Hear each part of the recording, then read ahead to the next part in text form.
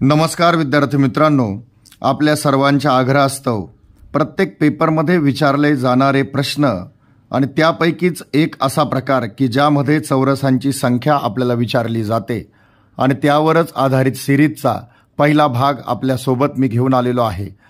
पहिल्या भागामध्ये 2021 सालामध्ये ज्या ज्या प्रकारच्या आकृत्या आलेल्या आहेत आणि त्यामध्ये चौरसांची संख्या किती हा प्रश्न विचारला गेलेला आहे, त्या सर्व आकृत्या घेऊन मी तुमच्या सोबत आलेलो आहे।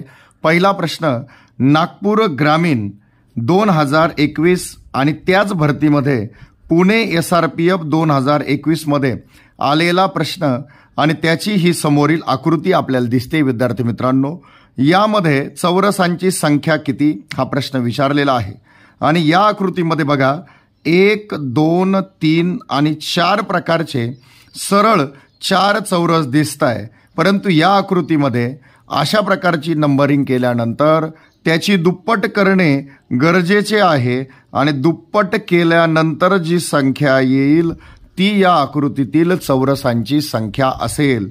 मग पहिल्या प्रश्नामध्ये चौरसांची संख्या आहे 8।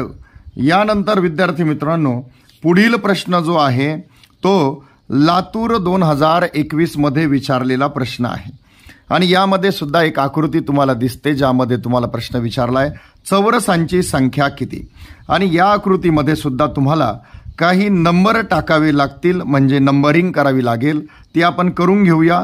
बघा 1, 2 आणि 3 जिथून चौरसांची संख्या तयार होते तिथून आपण नंबरिंग करूया।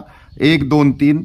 आता इथे 1 घेतलेला असल्यामुळे याला 2 आणि याला आपण 3 हा अंक देऊ आणि या सर्वांची बेरीज करू। बघा 3 आणि 2 5 आणि 1 6, 6 आणि 2 8 आणि 3 11, म्हणजे या आकृतीमध्ये चौरसांची संख्या आहे 11। आकृती क्रमांक 2 मध्ये चौरसांची संख्या आहे 11।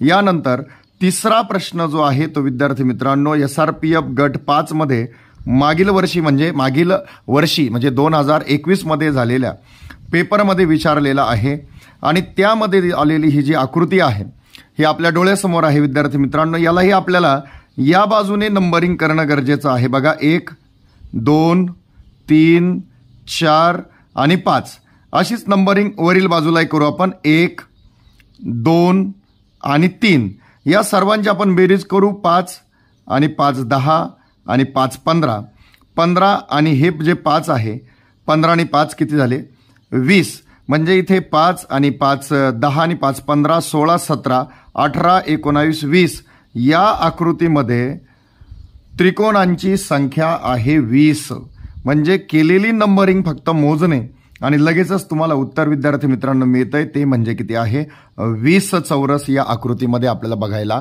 मिळत आहे। त्याच्यानंतर विद्यार्थी मित्रांनो 4 नंबरचा प्रश्न आहे SRPF गट 7 मध्ये 2021 मध्ये आलेला प्रश्न, अतिशय महत्त्वाचा प्रश्न आहे।